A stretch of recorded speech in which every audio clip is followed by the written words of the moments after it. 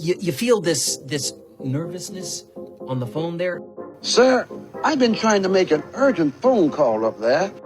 Well, I don't think it's something I want to do on an overseas phone. You gotta make some phone calls. Hang up the phone. Prank caller. Prank caller. Ladies and gentlemen, welcome once again to Packernet After Dark. This is the call-in show, the Packernet Podcast Network. If you'd like to call in, if you'd like to participate in the show, please feel free to do so. Phone number here is 608-501-0718. New callers go directly to the front of the line. I don't want to waste any time. We do have a new caller, though, so let's go ahead and get started. If I can just figure out how to do this. There we go. Here we go. New caller, what's up? Hey, Jim from northern Wisconsin. What's up, Jim? I guess I'm calling it first time caller too, by the way. Been listening to your podcast for a while now, and I think as Packer fans, we just have to be prepared for the fact that this might be what Jordan Love is. He may not be Aaron Rodgers. He might be a guy who is going to give you a performance like the wild card game in Dallas on one day and then come back and play like he did in the first half on Sunday. And this could be a week-to-week thing. I think we have to potentially accept that this is what we're going to get from Jordan Love for the rest of his Packers career. They gave him this contract on 8 games worth of evidence and one, really good game against Dallas in the wild card. I think that was a mistake, and we're stuck with him now. And it's for the foreseeable future. This is what we have. That's all I got. I'll keep listening. Good show. Well, we'll see. There's no way of knowing, I suppose. I would agree insofar as we're talking about, him not being Rodgers in regard to being a little reckless with the ball. I think we know that that's what he is because that's all he's ever been. I mean, that's what he was in college. That's what he was with the Packers. Even in the games that we did see, that's what he has been so far this year. I don't know that ever really changes. As far as just randomly having bad performances, again, I'm not including the 2 games that he played. I'm just not. I mean, week 1 against Brazil, first of all, was week 1. Second of all, was bad conditions. And if we want to talk about, week 1 is no excuse, let's talk about Rodgers. How did he perform in week 1? Also, if we're talking about not showing up in the postseason, specifically against the 49ers, again, sounds exactly like Aaron Rodgers. I mean, everybody has intermittent games. I just want to know, what does that mean as far as Jordan? Because we don't know. I don't think it was the wrong decision to pay him because I don't think he's a bad quarterback, but I don't know exactly what he is, right? Is he going to be as good as he was the second half of last year all the time? Probably not. Is he going to be as bad as he was the first half of the year all the time? Probably not. And again, you say, well, he's going to be intermittent, like I said. Well, everybody's intermittent. The question is to what degree? How often are you going to give me good, and how good is that good? How often are you going to give me bad, and how bad is that bad? We don't know what the identity is, and I agree with you insofar as we don't know, and we should brace ourselves for the fact that maybe it's not, our wildest dreams come true. But I think I just have a slightly more optimistic view. I'm not looking at it. If anything, this past game with Jordan was encouraging because, again, we fully understand why it was negative. And then to see his performance in the second half, there was turnovers, some weird decisions, but the way that he was able to come back, not a lot of guys are doing that. In fact, speaking of Rodgers, I haven't seen Rodgers do that in a very long time. So we'll see. I don't know. Hopefully we'll get a better picture of what Jordan is this week and in the coming weeks. We just need him to be healthy because then it's all just putting the picture in focus. That's all we're really trying to do. Because I don't know exactly what Jordan is. I'm hopeful, but I don't know. All right. Kyle from Madison. What's up today, man? What's up? Just listened to your statistical postmortem on the weekend. And you're talking about, I think it's basically what I've been saying too, with Darnold. Is he going to stay where he was, ranking-wise and how much movement he's already had? And that's kind of what I've been saying about the Vikings. Like, I don't know if the term applies to football, but I used to have a roommate in college. It was super annoying. He'd bet on basketball. One of the players who had a hot streak and then would cool off, he'd always say, "You see, man, it's reversion to the mean." Yep. And it was so freaking annoying. But he was right. And that's kind of what I'm saying with Darnold. Like, and even Aaron Jones, right? Like, yeah, he did his thing. He did his thing Sunday, but at the end of the year when we're standing here looking back, what are the chances that Jones has put in, 14 or more games healthy and that Darnold's a top 10 quarterback? Right. I would contend that they're going to revert to the mean, but I guess we'll find out. You were talking also about, like how passing's down league-wide. Trying to pause that for a long time now. I'm not even sure. He's not even a top 10 quarterback right now. Just as far as his passing grade goes, he ranks 14th. If you look at his overall grade, he ranks 17th. So he's already plummeted out of that. He was weak. Again, Vikings fans don't want to acknowledge this because I think as far as they're concerned, he's had 4 elite games. And if you look at the statistics, it feels that way. In fact, his last 2, you could argue, were his best 2 as far as touchdowns are concerned. But again, look at the grade. It was 80s, 60s, 70s, 40s. So, yeah, I mean, he's, as far as PFF is concerned, and I'm sure it's not the only metric, it's just the only one I'm looking at now, he's already dropped out of the top 10. He went from number 1 to 17th in 4 weeks. So, yeah, I'm pretty sure that's what's going to happen. And I'm curious, how much are each season their own statistical island?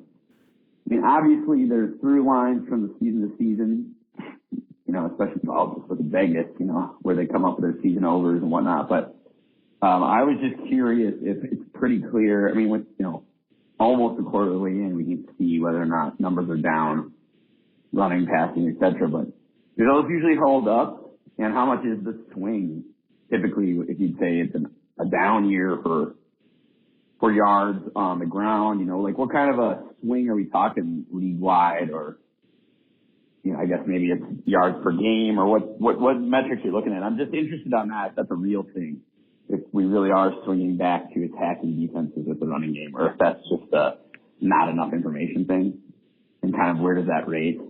Also, last thing, I'm curious because I heard, I think it was the broadcast last week when they still had Willis, but if you remember last summer, we talked a ton about LaFleur and the Jordan Love offense, what that's going to look like in motion. And I remember you and I talking, and you checked on what percentage they had been using up until last year, and they were at about, I think 52% led the league. And I thought I remember hearing on a broadcast that with Willis, they were up to 86% motion. It felt that way. Just be interested if they kept that up. I don't recall yesterday or not, but where we are on that'd be interesting as well. So I know a lot of homework, man. Sorry. Yeah, I don't apologize to me. I'll apologize to you because I'm not looking any of that up. I wouldn't even know where to begin. I think when I saw the motion thing, that was somebody on Twitter that was tracking that. I don't know if he has a paid thing or what. That's not anything that I have access to. There was just a guy and it was going around or whatever for a while. I know Clayton was talking about it. I was talking about it because it was I don't even remember what the topic was, but it was something that you wouldn't expect kind of thing. So that was kind of the thing we were talking about. I don't even remember though. Don't remember the context, but yeah, I have no idea the answer to that question. And same for statistical swings. I mean, that's a big project to try to figure that out. I do think there is a lot of consistency from year to year. I mean, just thinking off the top of my head. I mean, immediately my mind goes to the Chiefs. Hasn't been a lot of change there. Pick any other random, the Raiders. They've been the same team for what feels like 10 years. There's some teams that do undergo some change, and sometimes it's radical and transformational and they stay that way. I mean, the Chiefs are a good example of that. They were terrible for a long time. That obviously is in the past. Maybe not Jets bad, but they were a not great football team. Started to change slightly before Mahomes, and then after Mahomes, it just, the whole thing, whatever. But then, even taking it a step further into trends like, running more, passing, I don't know. First of all, it's too early. There's too many weird things going on. Like, I don't even know who the Packers are because our rushing is number one rushing team. Well, that's because our quarterback was out. There's I don't know. I really don't know. But, yeah, I don't know, man. I don't know what else to even say about it other than I don't know. Hey, Ryan. Hey, Aaron. What's up? From Eau Claire. I'm driving back from the airport. I was in New York when the game was going on. And with a little time and a little space, seeing that the final score was only 2-point differential, I'm feeling much better about the game. Yeah. At halftime, it was just like, this is unacceptable. And then they just completely flipped the script during the second half and really mostly during the fourth quarter. So I don't know. I don't like that they got into a 28-point hole, but I also love that they didn't give up and that they almost pulled up a comeback. Because I kind of think in a lot of ways Jordan Love starts to get going when it's like the most dire, and it's a good quality to have in a quarterback. Although we all want consistency across the entire game. That would be even better. But it's nice to know that you're not out of the game just because you're getting stomped. That Jordan Love's the type of guy that has a shot. Yeah. He's gonna try to come back, not just give up. Yeah. So, anyways,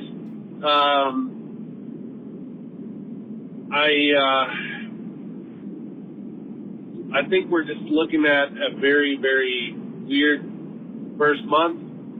Like you were saying in your PFF episode podcast, it's a volatile month, and I think this is usually what happens the first few weeks, like week 1, 2, 3. I'm almost always looking at the scores going, what the heck? Like, Kansas City's losing to Jacksonville or whatever, that's the best example, but there's always some weird thing where it's like,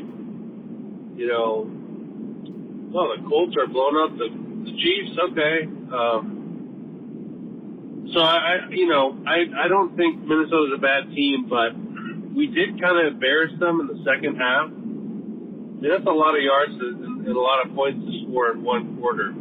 Here, let me call back. Yeah, and I think it's just the small sample size in general. Not only are things weirder to start the season because teams haven't gotten into their full groove, identity, whatever the case may be, but you see outliers and you don't know which ones are outliers. Like, outliers happen all year long. Week 17, there's going to be a weird, or week 14 or whatever, there's going to be some weird outliers. But we're going to know they're outliers. It's not going to look as weird. It's like, oh, that's just kind of one of those weird things. Whereas early in the season, it's like, are they good? It's much more of a, like, confusing and disorienting thing. So, yeah, if I were a Vikings fan, like, I would be pretty upset about that second half. I would be pretty frustrated that they gave up so many points. Because, supposedly over the first few weeks, it's one of the best defenses in the NFL. But I don't know. In a way, I think it's a bit fluky. Yeah, they played some good teams, San Francisco and Houston Texans and all that stuff, and they held them to a small number of points. But I don't know. I don't think that's something that they're going to keep up on that same level. I mean, do they really have the players for that? I mean, you saw once the Green Bay got going, they shredded them. They absolutely shredded them. Yeah. At the end of that game. Like, it's a lot of yards to throw on them. So, yeah, I don't know. I'm expecting Minnesota to be a pretty good team this year, but honestly, I think it's a bit fluky. I could be wrong, but I think it's a bit fluky. And I think the Packers going 2-2 is also a bit fluky because the whole Jordan Love injury had just kind of threw off the timing of everything. So we really don't have a sense for what they would have been if they had the same consistency as the Vikings or the Lions at quarterback. But yeah, and I think the Bears are going to struggle a lot. I think they're 2-2, but I think it's a bit of fool's gold there too. But yeah, I don't know. I'm feeling okay, but I still think this team is a team that could lose any week. Oh yeah. And could win any week. And they're still pretty high variance. But I think their ceiling is extremely high. And so you gotta get this penalty thing sorted out. Whatever's going on with like all these penalties, if they could clean that up, I think that I think they'd be pretty dominant. So yeah, I don't know. We'll just let her play. That's all we can do as fans. All right. Yeah, I mean, like I've been saying for a long time, there's a lot of weird things, and they'll begin to sort themselves out to look more like the NFL that we recognize, with a couple exceptions. And that's kind of the whole thing with the Vikings. Is this going to be what we always thought, or is there some kind of a weird exception?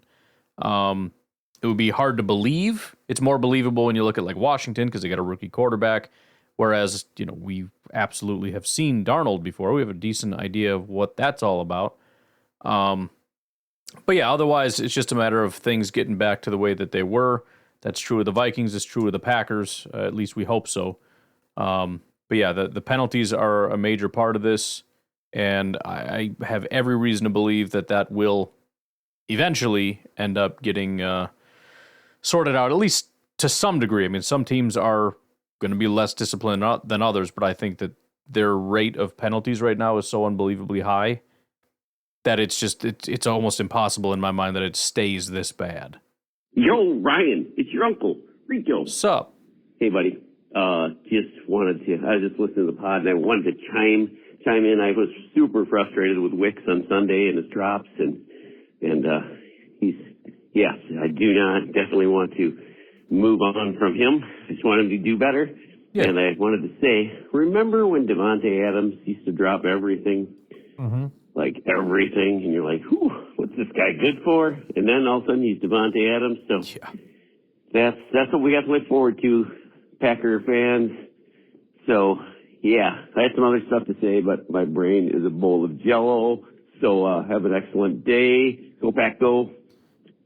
Well, it is funny too, because if you were gonna pick a Packer to compare him to, even though you probably don't see him as being that good, it's Devontae, right? It's that style of player, more of a big physical, good route runner.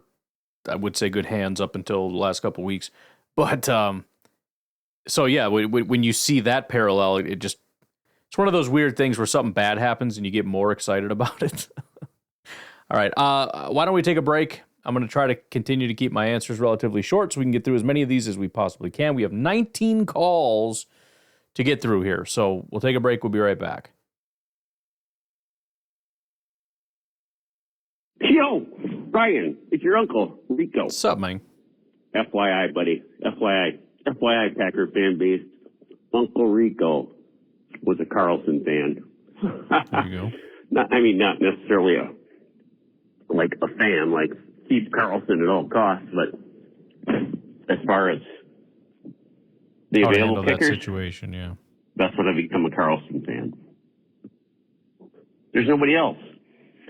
I mean, I think given time, maybe he could become a good kicker, but either way, I guess.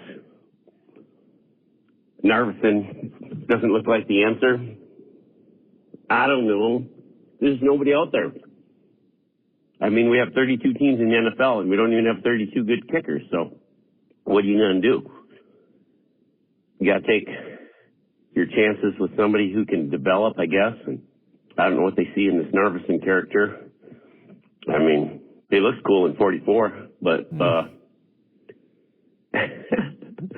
I'm rambling, dude. I'm frustrated, but with that and everybody else is. But why are we kicking field goals? Let's get touchdowns. Let's cut the kicker. The punter can kick off. That's the stupidest thing anyways, to kick off. So let's just forget the kicks. Let's get touchdowns. Let's go on fourth down every time. I don't care. I could care less. I think it would be amazing. If nothing else, we would go down in history as being something other than what's it called? Yeah, that word. Like everybody else. Let's get wild. Go, Pack, go! It's a weird suggestion, and you're not even the first to make it. So I freaking, what do I care at this point? Sure, let's do it. Let's let the punter do it. And you know what? Even if it comes down to game winning, we do actually need a field goal here. Do we feel worse about the punter trying it? I don't know that I do, really. I mean, I don't feel good about it, but it'll be about the same feeling. Just with lower expectations, where if he misses, it goes, good try there, buddy. That's not what you do anyways. Whereas if it's a kicker, I just want to stab him in the shoulder blades if he misses constantly like he does. It's Uncle Rico again. Yeah. I'm back. Oh, I forgot. Yo, Ryan, it's your uncle. Thank you. Rico. Anyway, I'm back because, my last call, I don't know. I had a mouthful of candy. It was tough. I'm a mess, dude. Anyways, okay, so field goals are for quitters, right? You're quitting. You quit. You're driving down the field. You can't get a first down, so you quit. That's for quitters. No more field goals. I know this sounds insane. Like this Uncle Rico guy, he's a moron. I'm not a moron. This is a real thing. Field goals are for quitters. And as far as... Or people, like I said, trying to win when there's 1 second left on the clock. I mean, I guess you could just try a Hail Mary. Is that what we're doing here? Maybe. I don't know. Your points? Who cares? Go for two every time. What if it's like a 35-yard field goal? Do you want to take a shot at the end zone from that distance instead of if you're down by one? I don't know. I'm a lot of gray area. I'm just trying to make sure we carve out all the lines here. I mean, if you get it every other time, it's like getting an extra point, and you're going to miss your extra point anyways because your field goal kicker sucks. That's true. So just go for two every time, and hopefully you'll get it like every 3 times. And if you get every 2 times, you're even. And if you get it like more often than that, then you're way ahead. Mm-hmm. That's my game plan. That's math, yeah. Tell the world, tell everybody, field goal kickers are losers, and teams with field goal kickers are quitters.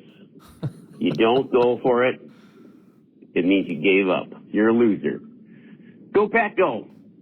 It's going to be one of those things that it's like, yeah, only idiots that play Madden do that stuff, and then 10 years from now, everyone is actually going to follow suit with that. That's probably what that is.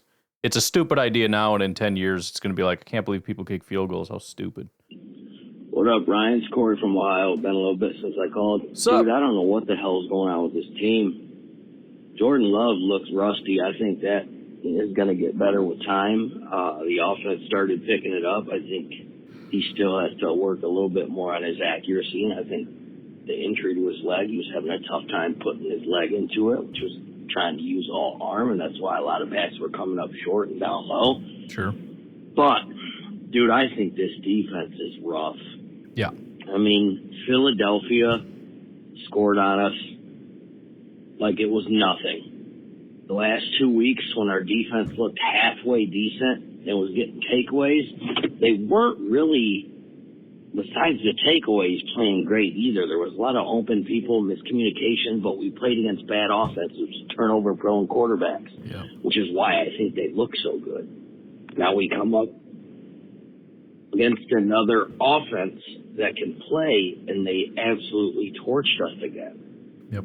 And, I mean, they made us look bad. We switched it up in, the second half, and who knows, that could have been a switch up from Jeff Halfling's team. Hopefully it was, because we're definitely going to need it with some of the teams coming up. Yep. I mean, Arizona can put points on the board. You got Houston, which can put points on the board. San Francisco. Yeah. We don't figure something out, we could find ourselves in a lot of trouble. It's making me nervous. And what's even crazier, more specifically with the defense, where in the HE double hockey sticks is the pass rush? Yeah. I mean, nobody's rushing quarterback. Both the Eagles game and this game, that was, I think a lot of the problem, how long do you expect our guys to cover? Right.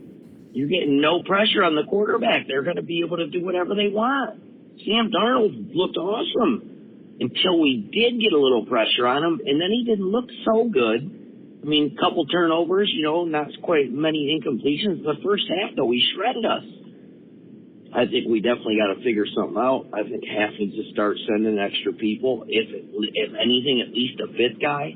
We got to get in there and start rattling some of these QBs. That was a problem. Joe Barry, we didn't pressure nobody. We let everybody sit back there in the pocket and look better than we had to. Meanwhile, Flores is sending the house at Jordan Love, and he gets hit 10 times. And look what he did, throws 3 picks. I don't know. I just think something's going to change. 3 minutes is almost up. Take it easy. No, I'm just glad I got you and some other people that's got my back on this, because I hate being like a downer when things appear to be good, but I have to call it like I see it.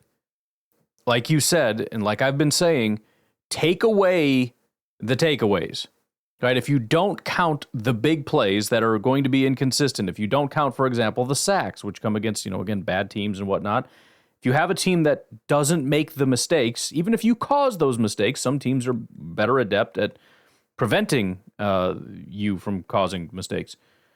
What do you have left? Do you have just at your core a good defense as far as tackling, as far as just pressuring with your front four, as far as coverage?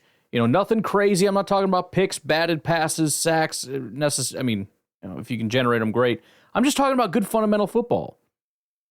Can you stop the run? Can you cover? Can you know what I mean? And I think just when it comes down to that, not looking at takeaways, I don't think it's a good defense right now. In fact, I think it's a bad defense. And I think that shows up in some of the stats where it's like the Packers rank, 28th, 29th, whatever. And then you get to EPA and they're like, oh, they're the 10th best defense. It's like, yeah, that's looking at turnovers. That's my whole point. When you just look at the big, and those are big plays.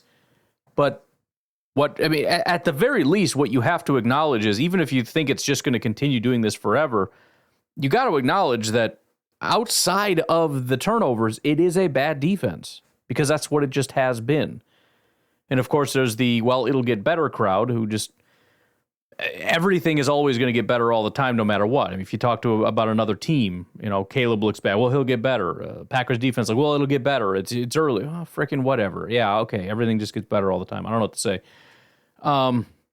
Maybe, but, also maybe not.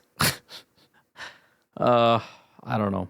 But the one thing I know 100% for sure is that this is not good enough and it needs to get better. We cannot count on Xavier McKinney getting interceptions in every single game. I don't think he's going to end with 17 interceptions by the end of the regular season.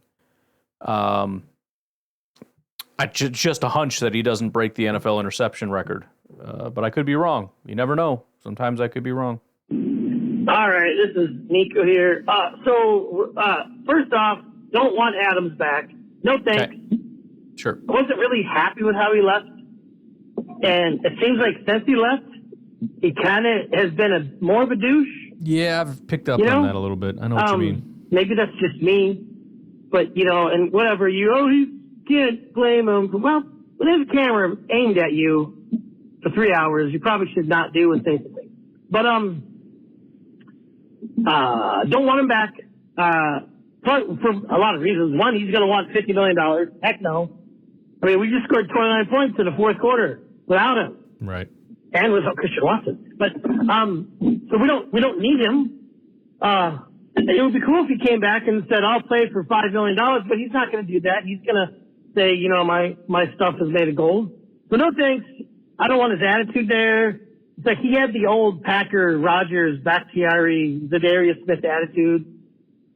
I love this new attitude of like, yes, coach, how high, Yeah. I want that. As far as Rodgers feeling beat up, yes, it happens when you're 40. It's like people retire when they're in their late 30s, at least, at the most. And all he's got to do is lose, not win, and no one will complain about their route tree. That game a couple weeks ago when he looked like 2011 Rodgers, no one was complaining about the route tree then. But losing has a way of making everyone hate you. And God, I hate kickers. I hate talking about kickers. I hate this in-depth with kickers we have. Oh. 20, 30 years ago, you didn't even know the name of the kicker on your team. Unless it was Martin Gramatica. There was like beer commercials and other commercials. They would tease kickers because they weren't even really football players. It was some guy from Europe, some soccer player or something and they made every extra point. And like anything under 30 yards, it was called a chip shot for a reason. After 40, it was like, there's a chance you can miss it. And then over 50, it was like, if you make 50, that's a good kick. Now it's like, if you miss a 60-yarder, you're a loser. I don't know. I just hate the fact that we have to worry and talk and think about kickers. I just hate it. I don't know if I can expound on that anymore. And I'm in a slightly grumpy mood. I don't know why. Happens. Probably because my mountain bike got stolen. Anyways, Oof. yeah, the kicker thing. We shouldn't even know that. Kind of like no one ever knows their long snapper's name. It's that's how it should be. He just goes out there, does a job, and it's that guy that does something that no one else can do. But anyways, here's to demolishing the Rams and having some fun. Go Packers. Well, yeah, and if you go back far enough, kickers really just never made kicks. Even in the 90s, like I don't even know that pretty much every kicker, maybe Narvison would be pretty bad. 65, 64% is pretty rough. But I mean, if you were in the 70s, I think you were a pretty solid kicker, But and if presumably you go back to the 30s and 40s, you didn't know who the kicker was because they just didn't make kicks. And if they did once in a while, it was like, hey, what the hell? Maybe we just got too good at kicking, So we got spoiled and we just expect like 100% all the time. And then when you don't get it, it's like that sucks. And it becomes a problem too, because maybe whereas, back in the 90s, you could just grab any old D-bag out of, UDFA and he can hit 70% and you feel happy. Now it's actually hard to find kickers that, I don't want to say are good because that's relative, that are up to this new standard. That is, you're not allowed to, miss. I don't know, but it is what it is. We're here now. Rico again. Just so you know, I have the next 2 days off. All right. I feel like smoking a brisket tomorrow. Yes. I think that's what I'm going to do. Do and it. Also, I know you said we can send that phone call, by the way, that was Blaine telling me he's cooking burgers. He had to give me updates on that. And then I'm sitting here going, bro, I haven't made burgers in forever. I got to make some burgers. Now you're calling me about brisket. I just did a meat order. I did not get brisket. I did not get burgers. I did get pork belly, though, which is our new obsession. So I'm all right. And chicken thighs. Love frickin' chicken thighs so much. Chicken thighs and rice. Oh, my Lord. Sorry, go ahead. You like pictures on this for this number. Can I send you a video? A what? Because that would, I don't know how to edit videos. It might be super long. Video. But if I could send you a video, that might help. But yeah. So smoking a brisket tomorrow. Of what? And can we send you videos to this number? I think that would so. be cool. Yeah. Probably low quality, but crap. Sorry, I forgot. When I click away from this, then the call ends. Let me just pick up right here. If I could send you a video, that might help. Mm-hmm. But yeah.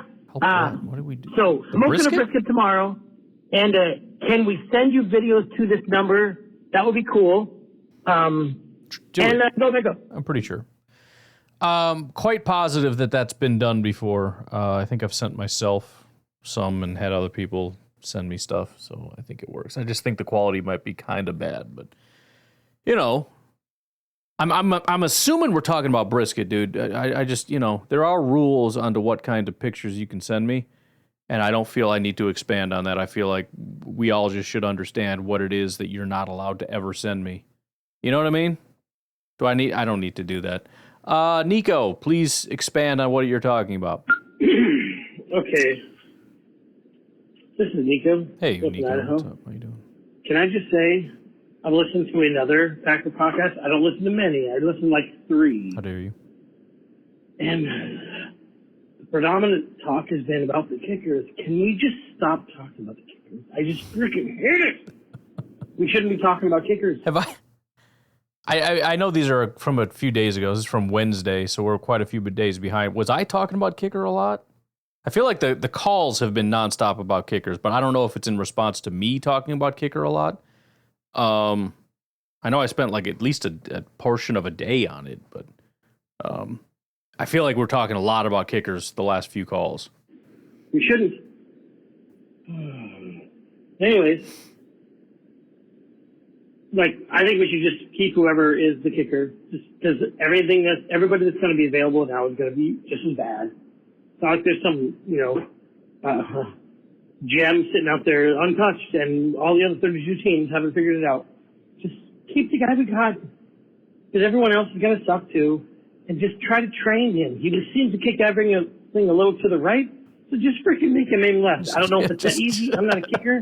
I tried kicking a kick over to the left there. I kicked the ball to about the 10-yard line. I said, look, I'm done. So, also, that same day while we were doing that, there was the soccer team at the college I went to playing next to us, and I was all, but, I like to be a devil's advocate. I was like, but you can't kick it.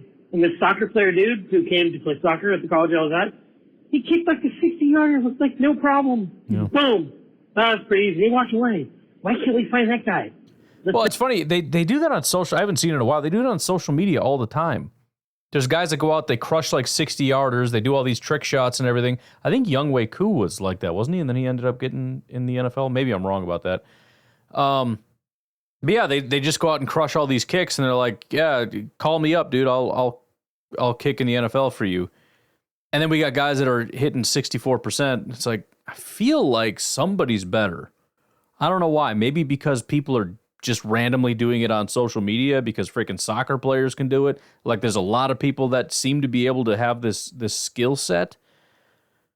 Is why I think that, but I could be wrong. Send a scout down to Central America, over to Europe, and find that one weird dude who plays soccer who can boot the ball 80 yards. They're out there. Anyways, so I'm going to go now. By the way, I just cooked these steaks on the camp chef. It's steaks on the camp chef. Amazing. Nice.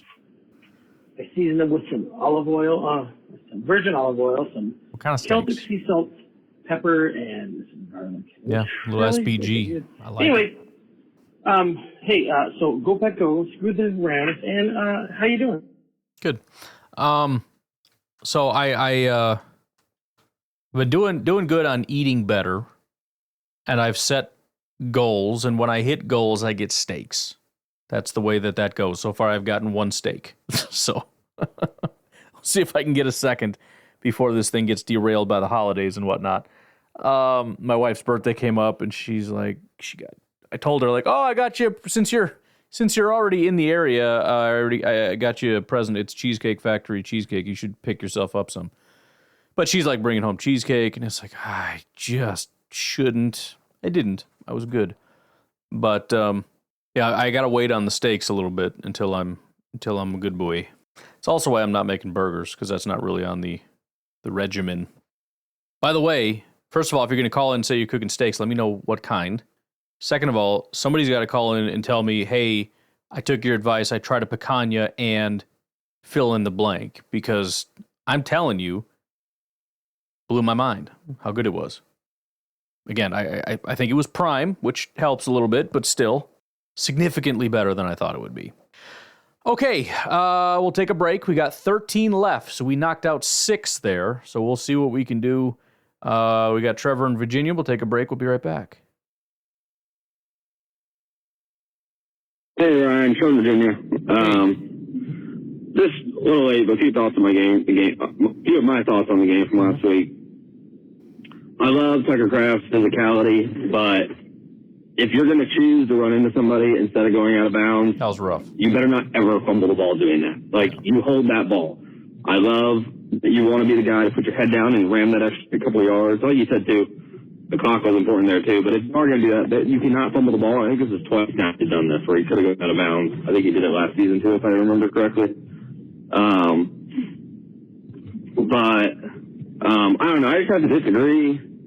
I know you're going to disagree with me, but that Jordan Love wasn't ready. Like when he Winstead his knee, I think that was more the brace. You know, those braces get twisted and stuff and feel uncomfortable. His knee, I mean... I just know somebody fell on him.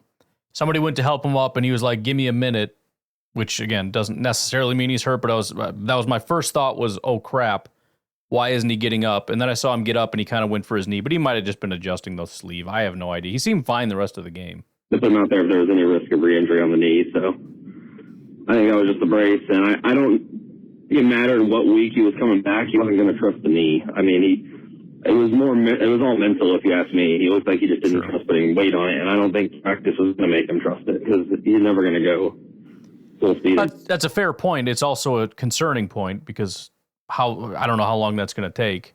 In other words, he may still be having trouble with that this week. Hopefully not. Practice 4 games, so I just don't think, I don't know. I just disagree on that. And also, I know I'm in the minority, probably all this. On that last interception, I don't see that being Jordan Love's fault either. I think only one of the picks on the day was his fault.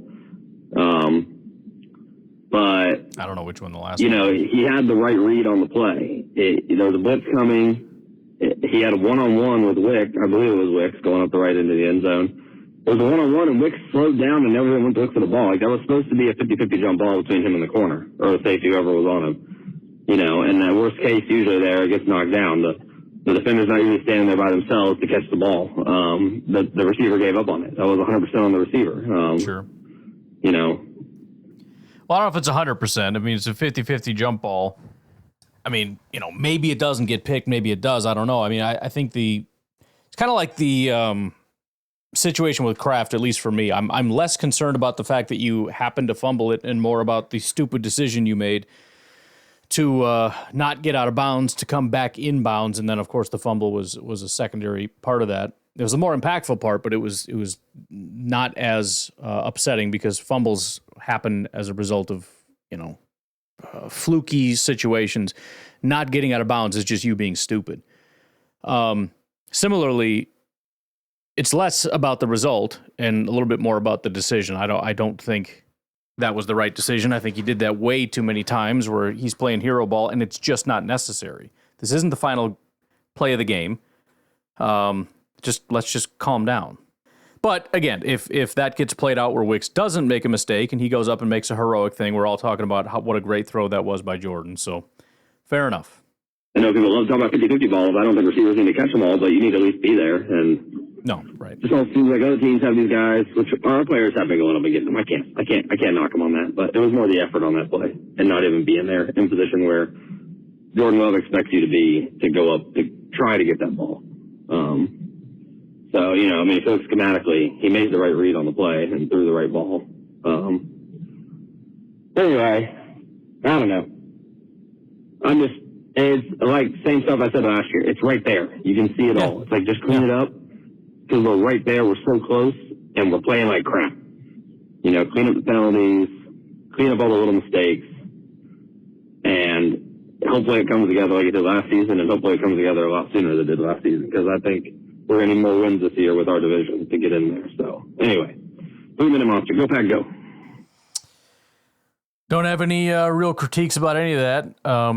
Again, I think it's kind of iffy to say only one was on him, but maybe. Because what was there? 3, and one of them was the tipped ball.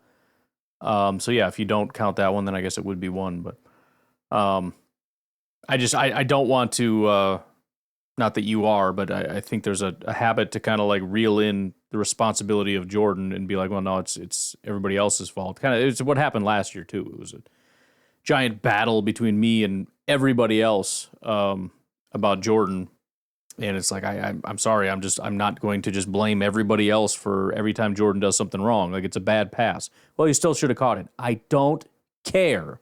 Two things can be true at the same time. Just because it could have been caught doesn't mean it was a good pass. But no, I'm with you on most or all of that, I guess. Yeah, just listen. So and just thinking about like who we've played and everything, right? The edge rushers, it's a double-edged sword because you look at who they played. They played the Eagles, who have, I believe, the number 2 and number 3 rated tackles, right? So it's like, all right, you're playing the best duo in football, and then all their interior guys are all like top 10. So it's like, all right, that's the top 3 offensive line, if not the best offensive line, right? So it's like, all right, well, we could,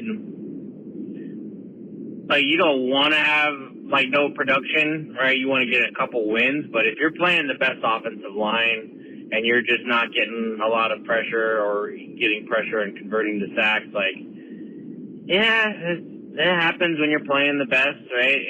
You still were competitive in that game, and you still got, you still had interceptions and stuff, right? So it's you can't, you want to do good against everybody, but you're playing the best, yeah. The Colts kind of a similar situation. Everybody's like top 12-ish at their position, a couple top 15 guys, but they got a good line, probably more balanced than the Eagles. So it's like, all right, we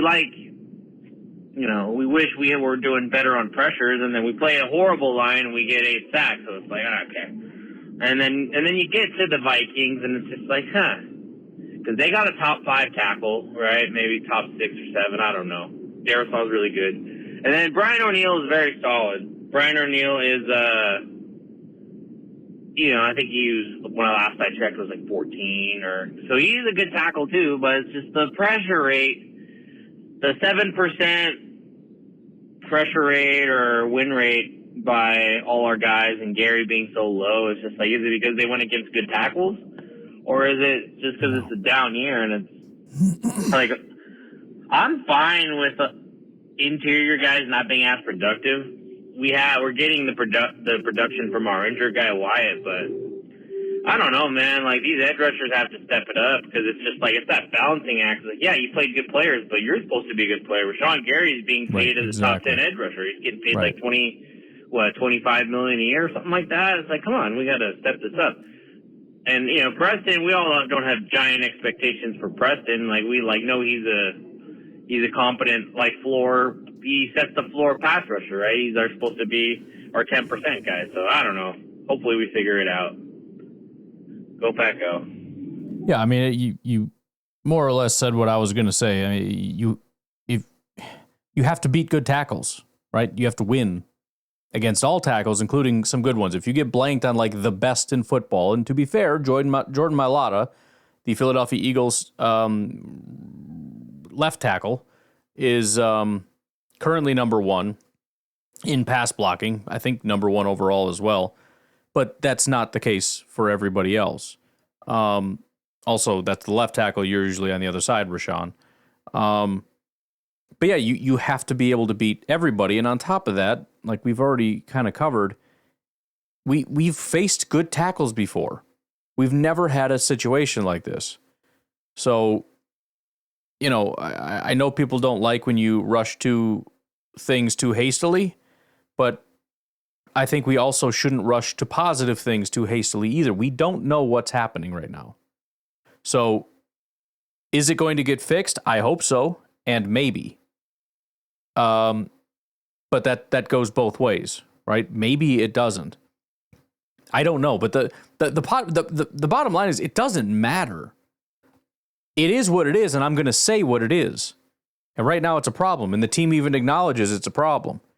And I'm still of the mind, trying to remember the 2 things that you mentioned, could it be, is it because they face good tackles, or is it just that they're regressing? I don't think it's either. I think it's something is wrong with what they're being asked to do. I don't know what that is. I don't think Jeff Hafley knows what that is, but I know they need to figure it out because they're just not winning. I did see Mike Wall did a little video on Rashawn Gary, and I'll be honest, I mean, when you watch Rashawn pass rush, it's like, you are so slow. It's like, it feels like it takes him 4 seconds before he gets to the tackle. Like, you should try to get to the tackle as soon as possible.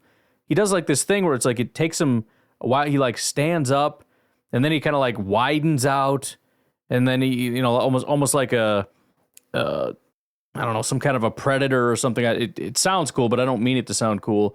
Like stalking around the outside before he finally gets to it, and even that seems slow. Like, you gotta speed that up, man. It just takes too long for him to get there. And as Mike Wall was saying, you're doing me a favor, because by the time you're getting there, I mean, I'm dictating everything. Not to mention, by the time you even get to the tackle, the ball's already out, much less getting around me. But again, even with that, okay, what was wrong last year? He's saying this is new? This is a new thing that he's doing? Because if this is what he's always been doing, then that doesn't explain the problem, because this is a brand new problem. I don't know, but I really would, the whole thing is, oh yeah, you're going to be down in that 3-point stance, you're going to just fire out. And it's like, yeah, but what if you don't fire out? What if you just like stand up and then start moving toward them? Like, you're just kind of adding a step as opposed to launching out of that stance. You're kind of just like standing up and then slowly working your way over to them. So you're not generating power from the ground. You're adding a step where you have to stand up and then you pretend you're an outside linebacker and try to get after. I mean, it's just, I don't know, man. It looks bad. It feels bad. It's not working. Got to figure it out. Ryan, it's Aaron from Eau Claire, and I was just imagining what Anders Carlson must be thinking watching the games or following the games from home. If I was him and I saw Braden Narveson miss 2 important field goals to lose the game, and not only that, but have some other misses or whatever earlier in the season, I would be laughing my butt off. I would be pointing my finger at the TV saying, look what you're missing out on. Because I know that he's sitting at home going, I could have made those, or I could have at least had a better record than that. There are high school kids saying that right now. Obviously, that doesn't necessarily mean it was the wrong move to move on from him, but if I was Anders Carlson, I'd be pretty salty. But I would, if I were the Packers and he was willing to come back, I'd grab him, and I would say, look, we were wrong. We need you, and we believe in you. Although, how believable is that at this point? But I don't know. Well, also, if I'm Anders Carlson, I'd be contacting my agent and saying, hey, how much do you suck at your job, bro? Are you watching the Packers? How have I not gotten an offer? How have I not gotten a phone call? I need to have a offer from the Packers, or I need to find a new agent. Because right now, they're choosing that guy over me. How is that a thing? I don't understand. My question is, did they screw up their relationship with Anders to the point where they can't bring him back? Or I would doubt it, just because nobody wants him. I mean, you can't hold that much of a grudge. I mean, if you're Devontae Adams, you can hold a grudge. If you're Anders Carlson, your career might officially be done. So if that phone rings, you pick it up. Or is there a chance they could get him back? I don't know.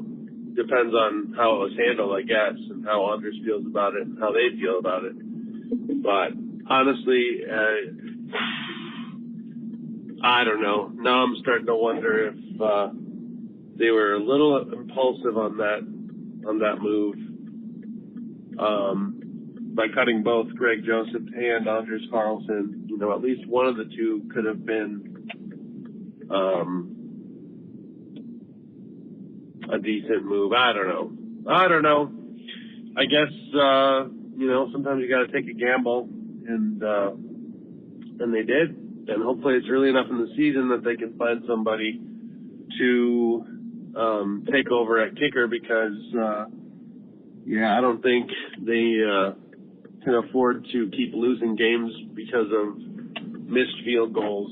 I mean, they're pulling up within 3 points of a loss on a regular basis against good teams, and that's going to start to pile up if the kicker is missing 3-pointers. Well, there wasn't a part 2, so I guess it was have a good day. I don't know. Were they too impulsive? I think so. I have to assume they believe that they were doing the most rational thing. I'm just unfamiliar with that style of handling business, because it, I'm probably mischaracterizing it, but it just really felt a lot like they were just, by they, I mean Gutekunst, maybe some other people, just so angry at how poor these guys did. Like I said, so it was weird because beginning, Greg Joseph was incredible. And then he started to fall off so bad that he fell below Anders, who really started to pick it up at the end. So it was like, Greg Joseph might have a chance to win, which I didn't even think was possible at first, but it's like Anders is doing poorly and Greg Joseph is doing great. I mean, maybe. Then Greg Joseph starts to fall off. It's like, all right, I think Anders has got this again. And then Anders was just clutch. He wasn't missing anything. He was killing everything. I'm like, it's done. It's game over, whatever. And then Anders goes out and plays like, I think it was Family Night and maybe some other ones. He just missed everything. And it's like, what do you do? And it just felt like Gutekunst just said, he's watching Family Night and he just said, screw this. I'm done. Get rid of both of them. Call up that Narveson kid. I'm not saying that happened. I'm saying it feels a lot like that's exactly what happened. All right, let's keep going quickly. We're at an hour. Ryan Santos, what's going on, brother? Ryan, my man. What's up, man? Fellow Ryan. Ryan Santos. We got to check out that Ryan convention in San Diego. Yeah, we should, dude. One of these times. Years. I just thought about it. It came across my TikTok feed, and I was like, every year I say I'm going to go, and every year I don't. Hopefully 2025 this year. Anyways, I listened to today's show, and everything you said about the pass rush, actually, it's what we've been seeing on the screen. With the exception of that game against who was that? Was that the Colts or the Titans? Yeah, I can't forget. Yeah. One of those bad teams where we were just dominating. I think we had 8 sacks, 8 plays or something. That's what it felt like. That's other than that, that's what I see. I can't remember the last time I've seen a Packers team with this sad of pass rush. Honestly, it reminds me of, I think, what was it, 2017? When right after Perry got paid and Clay Matthews was just cooked, and it felt the same where you just watch guys sit in the pocket all day because they just couldn't do it. I mean, Perry was terrible. He was at 5-6% pressure rate. Clay was not that bad, I don't think, but it was just, and I've referenced this several times. I mean, with Clay, he either beat you immediately or that was it. He had no second move. He didn't have power. He wasn't a power guy. So he would try initially and then he would just get stuck and you'd watch them just sit there. And I mean, there would be times when guys sit there I'm not kidding, look forever, just looking around, and they couldn't do anything. They were just completely stuck, completely dead in the water. And yeah, I think that's kind of similar to where we are. The only benefit now is, again, Hafley does generate pressure by bringing extra guys, bringing Quay, bringing guys off the edge. But that's the only way we can generate pressure right now. Without that, if we're not bringing anybody extra, there is no pressure. With the exception of Nick Perry, when he was on his way out the door. Yeah, right. If you remember Nick Perry, where he would suck all year, and he would be good for that one clutch third down sack for the whole year. And that was it. But this feels worse than that. I mean, this just feels like no one, with the exception of Wyatt, is hurt right now, unfortunately. But even he's not he's not all pro or anything. Right. But yeah, no one is good. Everybody just looks awful out there. It's just trash. And I agree with you. It has to be something with the system. It just doesn't make sense that everybody, because we switched to a 3-4, I'm sorry, a 4-2-4-3, that everybody falls off. No, I mean, maybe a couple, you know, but not an entire front. So right. I don't know, man. I was surprised to hear all the stats that you mentioned this morning, but then for some reason, like a part of me wasn't. It just felt accurate, and that hurts me to say. But yeah, I think this team can go a long way, but it's not going to go with the pass rush like this. We haven't even played any really good quarterbacks yet, and we've got some quality quarterbacks on the way. Well, I take that back. I take that back. Hurts is good. I'm not going to downplay Hurts. Hurts is definitely, you know, top 10 quarterback, right? But you know what I mean. The last 2 weeks we haven't played anybody special, so it's got to get better, man. It's got to get better. Cornerback room is what it is, but if Jair is going to be out, then quarterback room's a problem. Yep. Right. But let me get off the line before I start going down to all the positions and all the flaws of this team. But yeah. Yeah, and you know, part of me is optimistic about it because, you know, I mean, if it was just Rashawn at like 5%, I'd be like, holy crap, like he's done, he's cooked. The fact that it's everybody, and granted, Rashawn is the worst, but that's when you can maybe factor in the chipping or whatever the case may be. The fact that everybody is not working leads me to believe that there's at least a better than average chance that it's going to be rectified. I don't know exactly what it's going to take. It's obviously something different, but I would be surprised if everybody just completely fell off. I mean, it's different, but it's not that different. Like, oh, it's because we're a 4-3 now. I mean, maybe, but again, I think it's harder to go from a 4-3 to a 3-4 because if you're in a 3-4, you have to be in a down. I mean, we see these 4-men front in a 3-4 all the time because that's just called nickel. So this is not unusual unless they were just always terrible in nickel and we just didn't know it and they were just so good as stand-up guys. But I don't think so. But if you go from 4-3 to a 3-4, you have to do something that you never really did before, like ever. And you might just not be able to do it. So I don't know.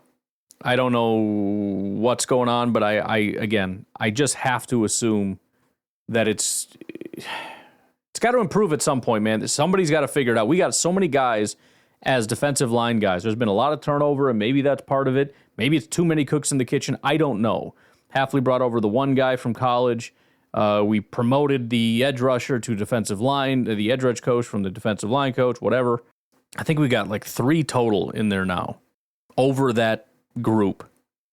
There's more than enough people in there. Somebody needs to figure something out and make it start working. But anyways, I got to get out of here. Maybe we'll do some more calls tomorrow if we can. We'll see how she goes. But otherwise, I apologize to anybody else that got skipped over. And as always, if you have a call that's still relevant, call it back in. Otherwise, it's just gone into the ether forever. You guys have a good rest of your night. I'll talk to you later. Have a good one. Bye-bye.